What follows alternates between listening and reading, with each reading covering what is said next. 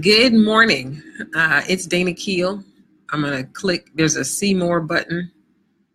Yeah, because I got notes and I don't want to miss my notes. We are 10 seconds in. It's Monday. And so this is going to be Monday motivation.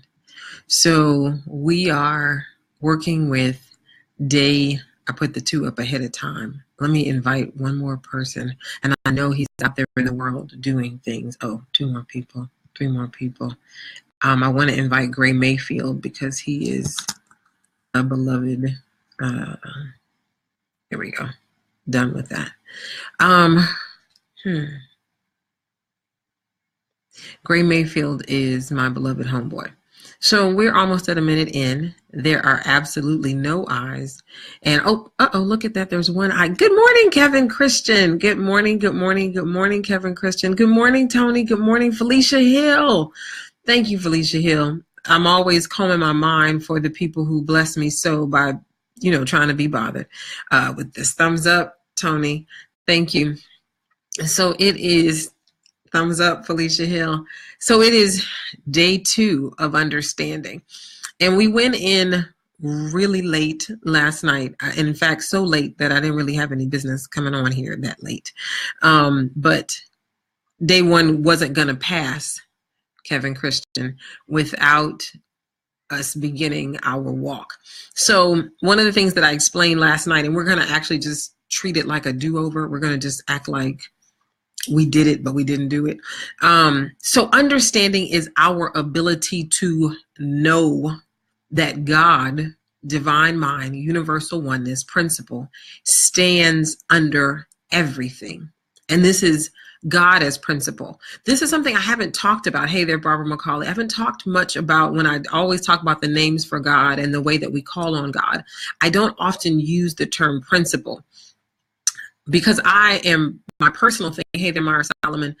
Principle is a way that we must know God. What I usually say, hey, Tammy Wilson, is I talk about Lord as law. When I first started these, especially because we go and we use the book that we call good, the good book. And I talk to you guys a lot. I always say, if the scholarship distracts you, you're welcome to let me know. But I have to include the scholarship because it lifts and kind of sifts and expands our understanding. And when I use understanding, then I mean kind of like just the mental thinking about it. Hearts up. Love it. There we go. So I talk about Lord as law, or used to, because if you notice, whenever you're reading your Bible, sometimes you will, especially throughout the Psalms, you will see Lord in what we call small caps. And you'll be able to see the difference. If you just take a look, just test it out. The Lord is my shepherd. You'll see that Lord there is written as a capital L with these small capital letters O-R-D. And in the translations, that was because the way that they were using Lord was as law. So there's capital L and then O-R-D, kind of this principle, king of my life. So when we say God as principle, we're really talking about law. We're talking about an unchanging idea about something. And we have to know the principles. We have to know that God as principle stands under everything. It's the same way that if a construction worker is building a house, even if he's or she is a new construction person, they have studied kind of what are considered the unchanging, everlasting, basic principles of building construction. So it's to know that, like, for example, one of the principles that you got to know in chess, whether you know the details of all the strategies, one of the things that I teach children, hey line sister, I teach children is that the board changes with every move. And that is an unchanging idea in the game of chess, that when you're playing, for every move that is made, the whole board changes. And you've got to be, when you're playing, you've got to grow to a place of awareness and a visualization of watching and paying attention that the board is changing. And so going back to the construction worker example, there's some principles that they have to know about construction. So for example, I would submit, because I've not worked construction, but I admire the field greatly, that they know that for everything they build, there has to always be a foundation. We don't always know what the foundation may be made of. It may be a certain type of cement. It may be a certain type of brick or some type of specific hardening material. But a principle of construction is that for every building, there must always be a foundation. That is an unchanging idea. That is an eternal idea. That is something that won't ever, they won't stray from that. And so when we say we have to, hey there, Benny Neckbone Cooks. Hey, Lisa Creighton. Hey, Sabrina Johnson. Hey there. Good morning, everybody. So when we say that we have to understand that God, divine mind, universal oneness, Allah, creator, stands under everything, we're talking about as principle, as an unchanging, impartial idea. We talked last night. One of the things I said is that we all come to the planet like with the equal measure of everything. I use the examples of from Oprah Winfrey, whom I think I pray that we all agree we greatly admire, to even a Donald Trump who we don't admire. For all of the things that they have, the successes that they've had in life, they didn't come to the planet with any more than any of us on this feed or any of the friends I have on Facebook or my classmates from St. Mary's, my classmates from Tuskegee. There's nobody, none of us come with more than the other, and they're not here printing money. So it just means, and I think our best bet is to go back to the New Testament, or go to the New Testament in the book of John, the Christian scriptures, where Jesus talks about, follow me, do what I do. Greater works. If you do what I do, not only can you do what I've done, heal the sick, raise the dead, but greater works even. But we have to know first what Jesus did. He claimed oneness. He knew, not just claimed it, but Jesus, the man that walked the earth, Jesus of Nazareth, who attained the spiritual attainment of being the Christ, knew that he was one with the Father. He knew that he was one with God. He knew that he was one with the one power, the one presence for good in all the world. He knew that he was one with that creation power. And I get that we live physically in a different time. I get that we are having physically very much a different physical experience than Jesus had. But if we agree that God is eternal, unchanging, and impartial, that means that we can call on, we can declare, we can know our oneness. And that means that when we're staring down some contrary appearance, we understand that God stands under this too.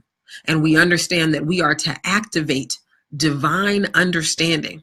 I may not know all the details, but I call on divine understanding right now to see this rightly, to know the truth about this situation, to remember the truth about who God is in every situation.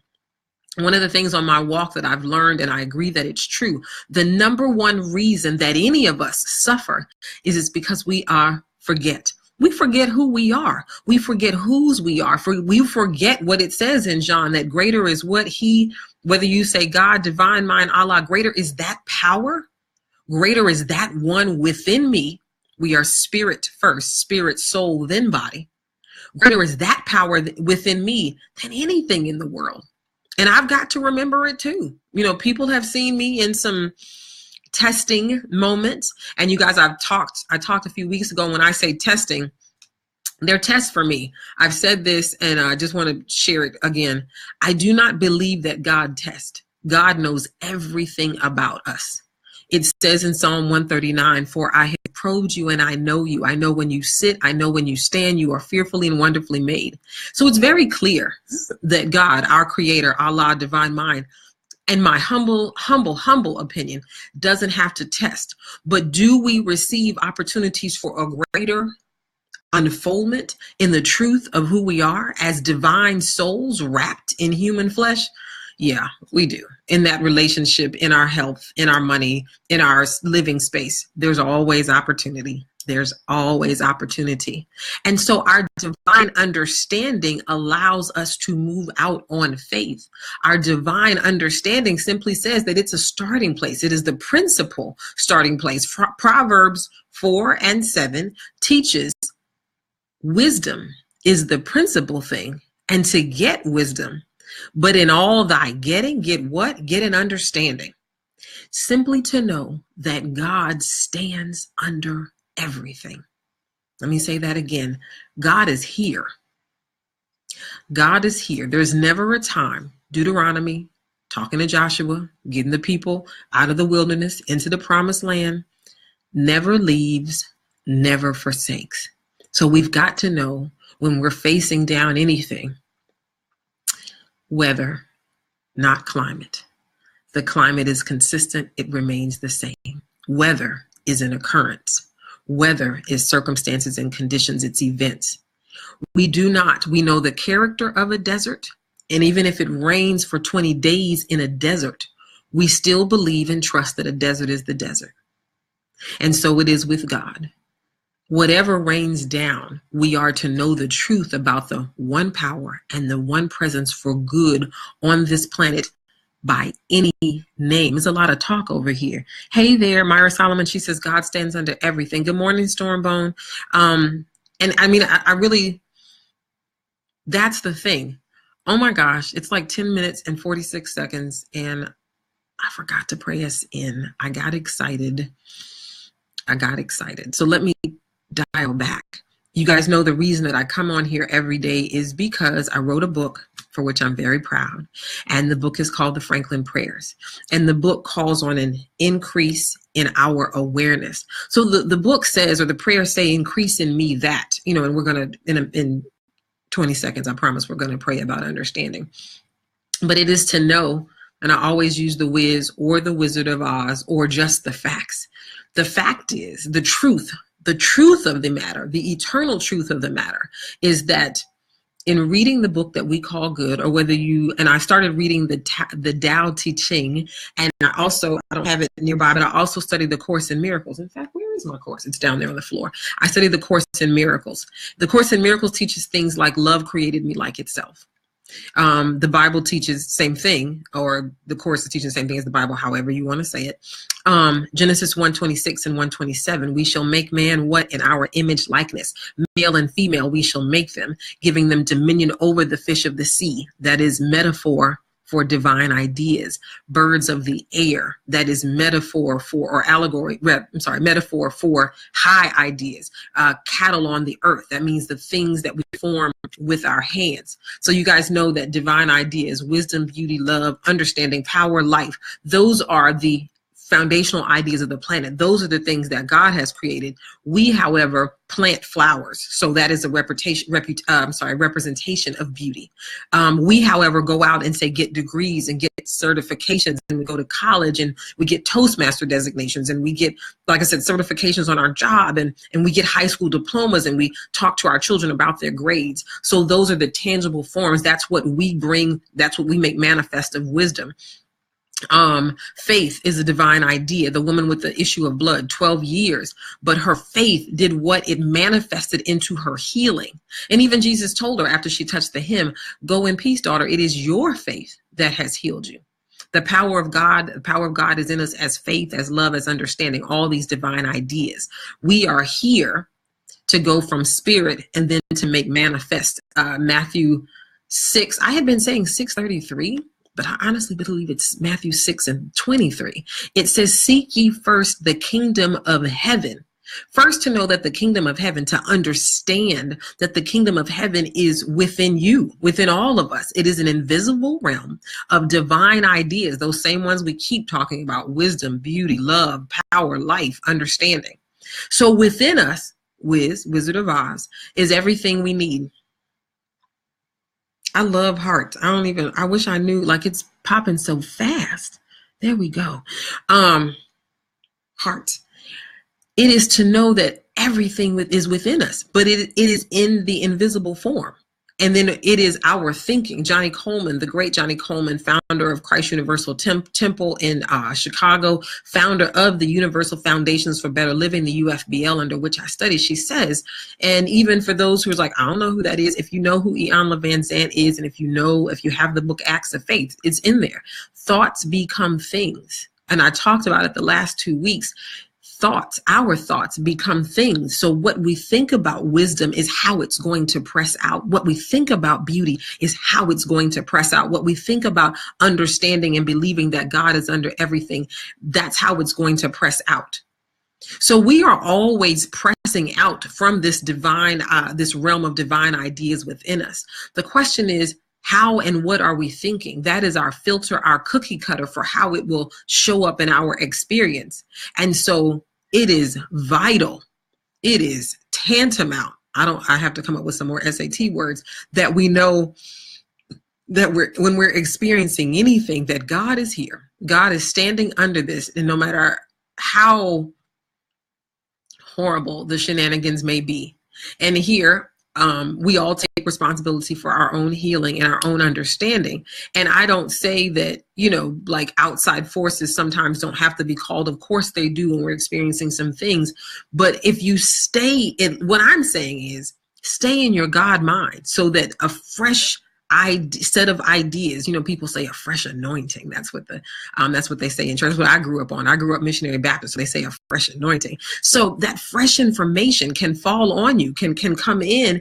And so ideas are always flowing. I mean, from the little to the big. Like right now, I'm not in an emergency, but for example, and I still haven't prayed us in. Okay. Put a pin in for an example. At 15 minutes, let me pray us in.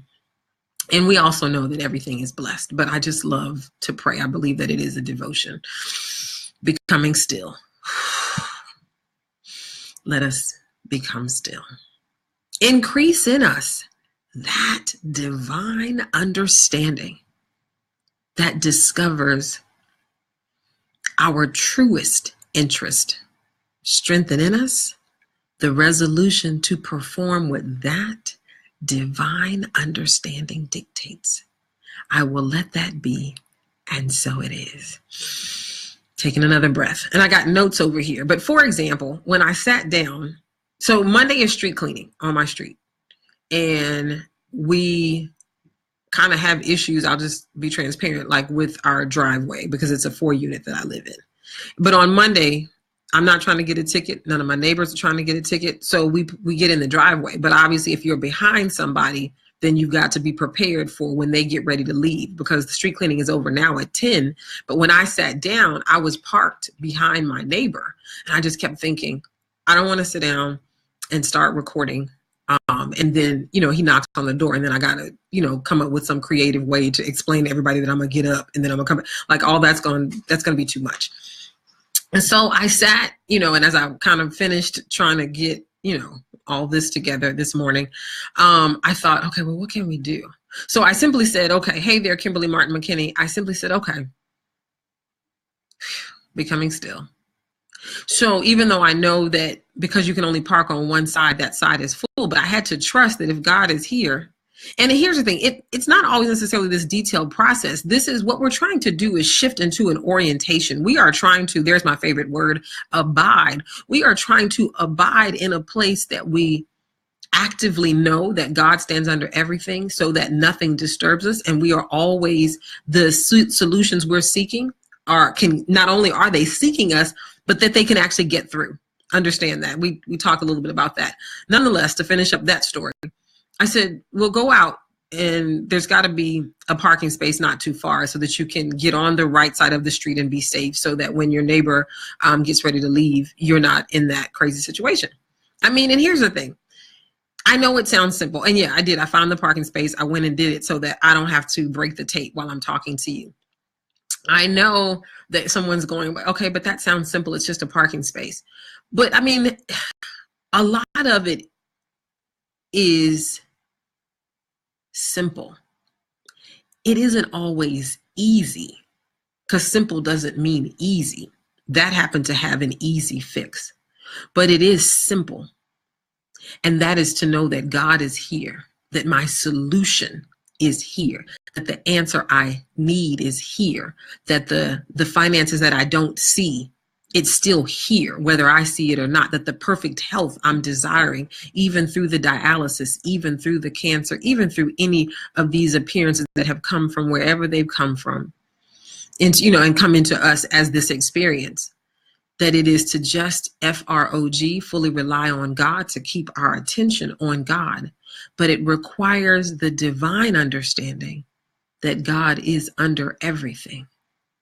And it is to say, God, I want to look and sound more like you. This cancer, this lack, this isn't like you. And so the understanding is the beginning place of activating our faith. You know, we talked about it 2 weeks. What did we say faith was? Our ability to draw our good from the invisible right here to the visible, like that woman with the issue of blood. So understanding is huge. I called on the teachings of one of my favorite, I say teachers, but really I've read her books.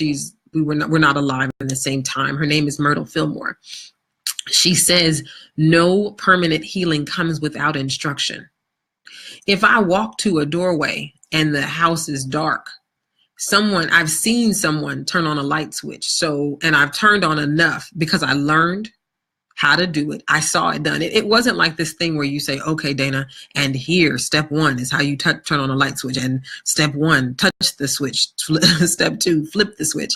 But there was instruction there. There was a modeling, however instruction came. And so I'll never, for the rest of my life, ever walk in a room, and especially if the room is dark, and not look for the light switch. Do you know what I'm saying? So that bit of instruction has made a difference for all eternity, if that makes sense. Because know that there weren't always light switches and that there weren't always light bulbs, right? So as new experiences are brought into the equation or brought into our experience, it just takes instruction for us to move through that. And so it is with the rest of our life. It is that instruction, that divine understanding that is under everything. We don't have to know the details. If I'm new on the construction site, going back to our construction example, and maybe I don't know all the best brands of concrete or, pour concrete to build a foundation, but I'm equipped with the principle that a foundation must be built. You know what I'm saying? And I understand that. I understand why a foundation must be built. And so even though I may not have all the details to go forward in the act of putting a foundation down, I trust that will be revealed to me. However it's revealed to me, whether another, fellow construction worker, someone who's a senior person on the site comes along and teaches me. But it starts with my understanding of that principle. And that's why when we talked earlier in the conversation, we talked about God as principle. Understanding that there are just some ideas that don't change. You know what I'm saying? Those who sew, when you construct garments, you know that the tighter and smaller a stitch, the more sturdily something is going to be put together. We know that when a stitch is a little longer and a little wider, it's a different effect. The construction is not as tight. But that's a principle. That's an idea that is an unchanging idea about constructing and sewing garments. And so while I may not know the color of thread I need or the type of thread or whatever, I understand that principle. And so it's the same in our experience. I don't always understand every detail of how it's going to happen, but I understand that under this situation is God and that it will be revealed to me. I can trust that because God never fails. And we all got our doubt, our anxiety. We got all of it, honest. So we're here together. Kimberly Martin McKinney, I wish that I could, I'm going to have to take your question on the DM because to read your question and then try to answer, I have to literally do like this. And it doesn't really work that well, but I'm so thrilled that you have that question. And also, I'll DM you my phone number. You can call me.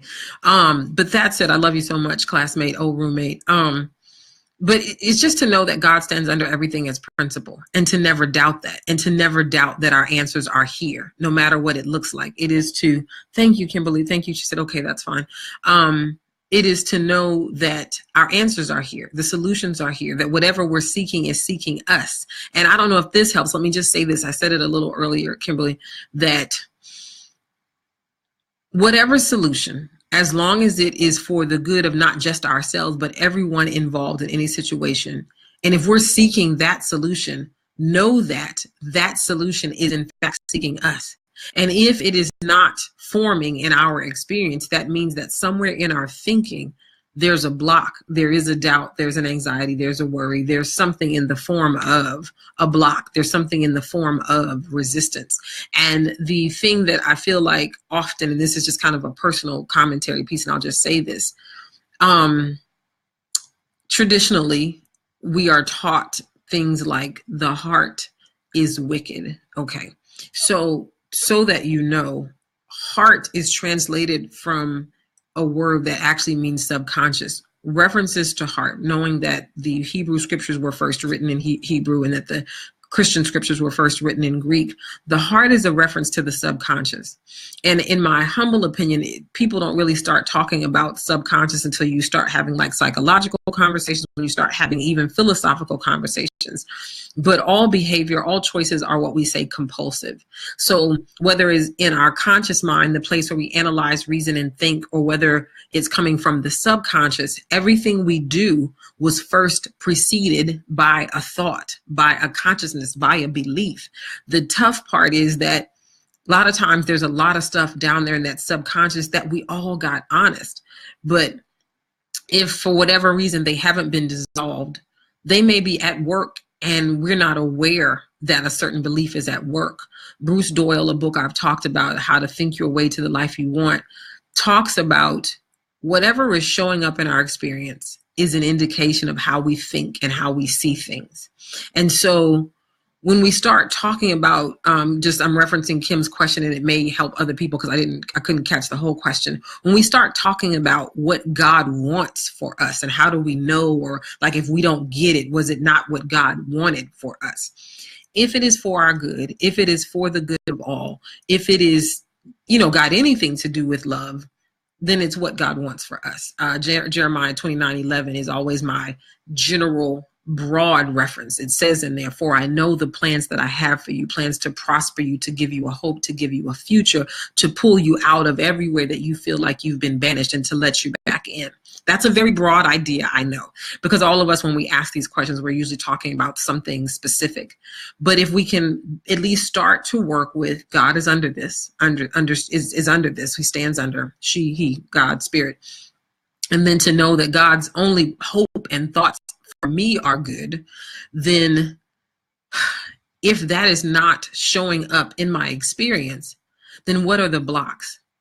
And since our thinking is our connecting link to God, that means that whatever the blocks are, they are blocks that my thinking have created. And get this, I'm not saying anybody on this feed created cancer, created any of these things. But if we think, Course in Miracles, I said it last night and I'll say it because it plugs right in here. If we think that we are somehow separated from God, if we think that there's something we've done, something we've experienced, the color of our skin or anything like that, that separates us from all that God has for us, it is that thinking, it is that consciousness that will determine what we see in our experience. We don't have to, there has certainly been a collective experience for people of color in this country. I've been African American and Black all my life. So trust me, I'm not in any way denying anything that any of us have experienced, witnessed, or been through, or that we're witnessing. But I'm to say that in our thought, we have to stand up and say, you know what? God is even bigger than this. And then I have to keep my eye single on that idea. Does that make sense? And so there's just a lot there, but it is first to know that God stands under everything. It is second to know that that divine understanding is what activates, and it's how we can move through on faith. It is next to know that, as Myrtle Fillmore says, that no healing, and healing is not just of the physical body or something we're going through. Understand that God's will for any of us is whole, perfect, complete prosperity, abundance. And that's whether it's financial prosperity, prosperity of health. It says in, what is it? John 3 or John, I can't, let me not mess it up, that I want you to prosper in all things. I want you to prosper in health as your soul prospers. So our thinking, how we see prosperity, that we are connected, is where the prosperity actually begins. Prosperity is a state of mind before it is a state of our finances. And if our financial picture is not looking, like we want it to look, if our health picture is not looking like we want it to look, if our career picture is not looking like we want it to look, God, help me with my unbelief. There is somewhere that I'm not trusting and believing in the prosperity that I know is available to me in all these areas. The late Louise Hay, she just transitioned this life 2 weeks ago. She had a prayer, and we studied the prayer. We did the prayer a lot during the Willingness Week. Let me see. Please leave a link to my book. I will, Felicia Hill. We studied the prayer a lot. It says, I'm willing to release the thoughts and the feelings that created this condition.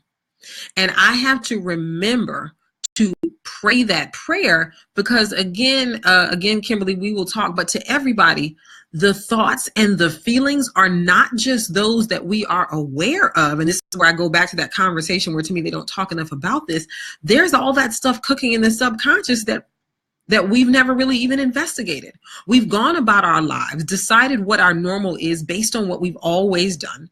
And then, like they always say, if you want a new outcome, you've got to do a new thing, but you've got to kind of, know, and it's not necessarily knowing all the details, but there's stuff. And I always kind of point to my belly because that's the place where the subconscious kind of is represented. There's stuff that's in there. There's places of darkness because, our feelings got hurt. Somebody yelled at us at a moment where we were innocent and they were saying that we weren't, whatever it is. And we felt like we couldn't get justice and whatever it is, and that became a belief system for us that, there's no justice for me. They just never gonna believe that whatever it is. And these things cook up and even sometimes metastasize in our subconscious, and then they metastasize in our experience. And we look up one day and we're like, well, what's going on here? And so I love the Louise Hay prayer because it says, I'm willing to release the thoughts and the feelings. And so that is a nice kind of blanket way to begin to dissolve out wherever these thoughts and beliefs are, even if they're not in a place for which I can clearly articulate and then clearly and intentionally and purposefully examine them. Once I begin to pray that prayer, we are pulling stuff up and out because it's got to flee. When you declare I am anything, and we know where I am comes from. When Moses was going in there trying to get the people free, he felt like he was, his confidence was down because he's like, I stutter. I don't even speak that well. He's like, okay, well, I need some backup. Like, who should I tell them sent me? And, and the words are, I tell them I am that I am sent you. So I am is the law of our lives. We've got to understand that too. So when you say I am willing to release the thoughts and the feelings, that's this condition hands that created this condition, that stuff's got to flee. It's got to come on out. So we may cry, we get angry. We may have to take one last bite of that cheesecake, but I promise you take that one last bite, and that's what it is, that one last bite, because you've declared whatever the desire is in you for too much cheesecake, that's got to go. And if you declare it, Job 28:22, so shall we decree a thing and it will be what? Established in our life. It's got to flee. It's got to go. But these things happen first in mind. If I want to increase the size of this room that I'm sitting in, I have to possibly look at the blueprint. I have to think about moving the walls, but I can't, I could move around the stuff in the room all day. It may even give, if I move the furniture, it may even give the appearance that the room is larger. But if I, in truth, want to expand the size of the room, I need to look at the blueprint. I need to look at where and how the room was created to begin to say, okay, if I want so many more inches on here, I've got to move that wall so many inches. But even before I start knocking down walls in the experience in the room, I really ought to take a look at the blueprint. Because I need to, in thought, hey there, Nicole Avery Nichols, in thought, I've got to make some decisions about what I really want. I've got to do some planning. I've got to do some thinking before I act. In chess, I teach chess. I talk about it all the time. I beat the drum. Chess, that's the drum chess. Think before you move. Everything happens in what me and Myra Solomon know to be the silence. We've got to go to the silent place within. That's where God is. That's where God is sitting. And we've got to go and intentionally and purposely sit with that silence. I've got to sit with the creator of all, of all these divine ideas, of all this stuff, and say, okay, how do we get down? How do we deal with this? For example, if the electricity, we talked about turning on light switches a little earlier. And again, this all goes back to divine understanding. Hey there, Sherry Green Milligan. If there is a problem with the light switch, right? I come in, I flip the lights, it doesn't work. I flip a few more lights, it doesn't work. Maybe I flip the breakers to see if it's breakers outside. I exhaust what I know to do. But my next call is to the electrician. It's not to the plumber. I don't call the plumber to help me with electricity. I call an electrician, someone who, when they investigate the problem, the opportunity, they know exactly what they're looking at. And if I'm having a problem with my toilet, I do not call the electrician, I call the plumber, because I'm going to call someone with the knowledge and the authority and the understanding of exactly what they're looking at. So if I'm to understand, and this is what I beg of everybody to really understand, and I only have a few more minutes here, that whatever is in our experience, there's a great guy, his name is Emmett Fox, another dead writer. He wrote a book called The Mental Equivalent.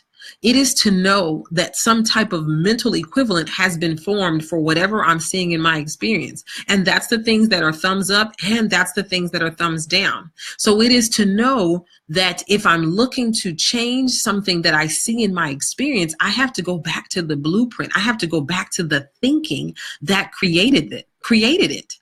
And if I don't know the thinking, again, that's okay. There's so much stuff. We all got it honest. That's dropped down in this subconscious space. So we pray Louise Hay's prayer. I'm willing to, I don't know what they are, God, but I'm willing to release the conditions and the feelings, the thoughts and the feelings that created this condition. And then it is worthwhile to sit down and do some investigating on, well, what is the thinking that created this? What are the habits that I'm participating in that have kind of driven this experience in? Clutter, for example, like maybe there was just a point, like I use this example and I'll go back to it. And this is this divine understanding. This is this revelation that we're talking about. I'm 8 years old and I want friends and I don't have friends. And I discover that if I have the most marbles and I win the marble contest, I have a lot of friends. Everybody wants to be my friend. So at 8, having the most marbles brings me the most friends, and I win the contest. I'm feeling good about myself at 8. I got all these marbles. And then, so maybe at 10, I discover that if I have, like, say, the most vocabulary words memorized, I'm the smartest girl in the classroom.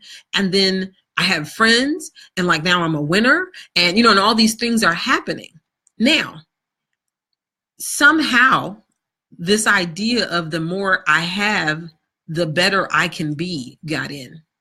And maybe it went unchecked. Maybe there wasn't enough balanced information to help me understand that marbles and information are great things to have a lot of, but papers, books, music, and whatever in my apartment stacked high, not so much. But from 8 to, we'll say 28, that's what I've been working with. So we've had this habit of thinking that, more stuff kind of means that I'm abundant and I'm protected and I have friends. Like, it's metastasized into all kind of stuff that is not accurate for the current experience that I'm having. So I'm thinking it's abundance, and so I'm calling on abundance, but I'm pressing it through the idea that abundance means a lot of stuff. Instead, I should possibly be pressing it through abundance means that less is more, that the less material things I have, maybe the more God I have, maybe the more space I have for ideas, or maybe that abundance is actually more space, more clear space. But somewhere the idea of what abundance is got out of whack. Somewhere the idea of what having material things got out of whack, and it went unchecked. And unfortunately, it went unchecked for too long. And then somewhere in there, good morning, Napier Groves. Good morning, Kelly Jackson. Hey, Myra Solomon again. Oh my goodness. Hey there, Myra. Saying all this wonderful stuff. And so when it's unchecked like that, it kind of can go any way. And then there we are, like, defending these habits. Do you know what I'm saying? And they're not producing all the things that we want in our experience, or maybe worse yet, we can't even see how our good is blocked by this because it's what we've been doing. And in those kind of weeds that maybe we didn't know were weeds that have been planted, we have planted some flowers. So we've seen some flowers come up, and maybe they've come up with the weeds. But if somehow I'm convinced that even that's okay, I'm not even going to interrogate that. And this is all because at 8, I had a lot of marbles, and it made me a lot of friends. And then and it just kind of, there was nothing to really check it. There was nothing to come along, whatever it may be, to till that soil and say, okay, let's put that in a certain perspective. So we all got whatever the stuff is, we got it honest. And so it is to know at this point, though, that whatever is in our experience that we don't want to see, we've got to then rid ourselves of the beliefs and the thinkings that delivered it. And when we do that, that divine understanding that's coming in as a result, then the works that we then begin to operate in, that we step out on faith, will begin to clear that. Because if I'm saying, I think the most important thing I can say at 40 minutes and 27 seconds, let me, kind of begin to wrap this up,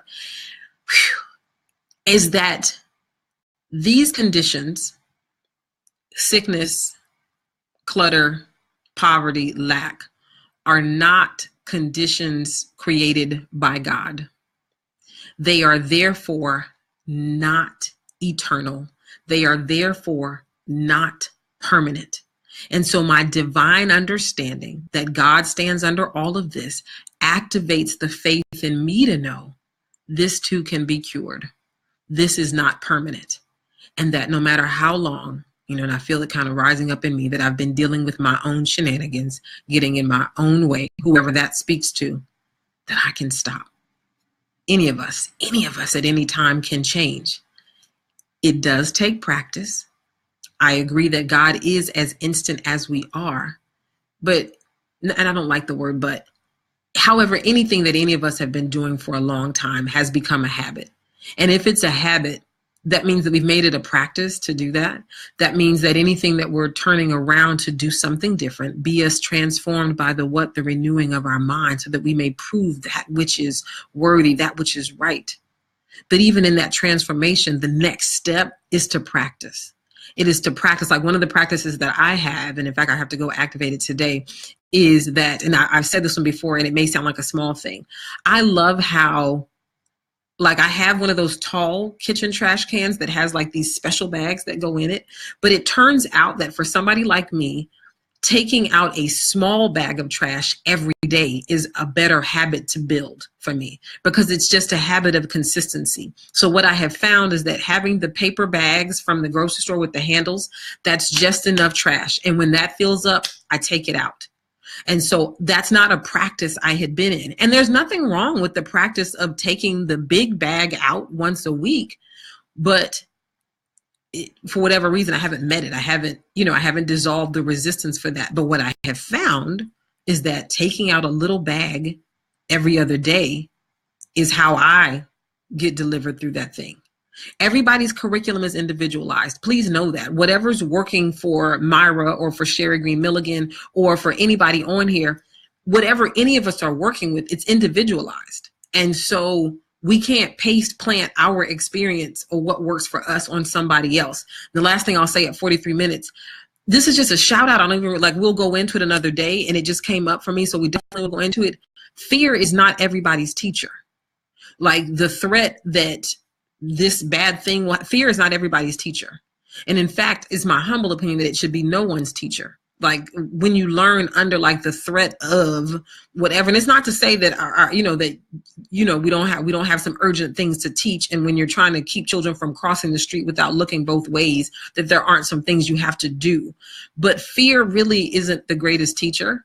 And, I just want to say that. And I honestly have done more in my life to personally, I feel like, sabotage myself out of fear, only to realize that the end result still wasn't quite what I wanted. And all I turned up to be was fearful, anxious, and worried. Do you know what I'm saying? On top of all this other stuff that needs to be corrected or needs to be revised or refined. I like those words better. All right, at 44 minutes, I'm tripping. Let's just go over our affirmations and denial so we can get out of here. Sherry Green Milligan says, tell it, thank you for your testimony. I needed to be reminded of this, and yes to all of this. And so it is. And you have a fabulous day. You too. Sherry Green Milligan is one of my church members, and you can see her and her husband on the Own Black Love special thing. All right, so day 2, understanding. We talked about the Proverbs 4 and 7. I'm looking at my notes, you guys. I have to look at them. Wisdom is the principal thing. Therefore, get wisdom, and all thy getting, get an understanding. Understanding is our ability to know that God stands under everything. Understanding is our knowing how to accomplish, and not necessarily every detail. Like I said, the new construction worker may not know the grade of concrete to pour in, but working with the foundation that working with the principle that there must be a foundation is enough. It's enough of a starting place. Our denial, there is no condition or lack of information that can prevent me from understanding. There is no condition or lack of information that can prevent me from understanding. So you guys, this denial is typed in. So when we hang up from here, like it's a phone, then you'll be able to see this. Last but not least, at 45 minutes, affirmation. This is our affirmation. God stands under all things, and the perfect outworking is being revealed to me right now. Denial, there is no condition or lack of information that can prevent me from understanding. We got to deny. We got to clean the funk. We got to clean the idea that information is being withheld from me. We got to clean the idea, that I don't know. We got to clean the idea that someone's trying to keep it from me. And we've got to then roll on. This is my roll on hand. That God stands under all, without exception, things, and the perfect outworking is being revealed to me right now. Stand on that. Declare that. Know that divine understanding is absolutely, without exception, available for us all. With that, let us become still. Thank you guys for rocking and rolling. Hey, Chelsea Gray Patterson. I apologize, Chelsea. We are wrapping up. I've got to shower and get out to the first school I've got to stop at today to work with chess. Becoming still. Another breath. We're going to work with that fear as teacher, not. We'll work with that either later today or tomorrow. But I definitely urge anybody to work with understanding as our ability to know that God stands under everything, our knowing how to accomplish, knowing that we can accomplish. That's understanding. So we're going to pray out. Increase in us that divine understanding that discovers our truest interest. Strengthen in us the resolution to perform with that understanding dictates. We will let that be, and so it is. Blessings to your day, everybody.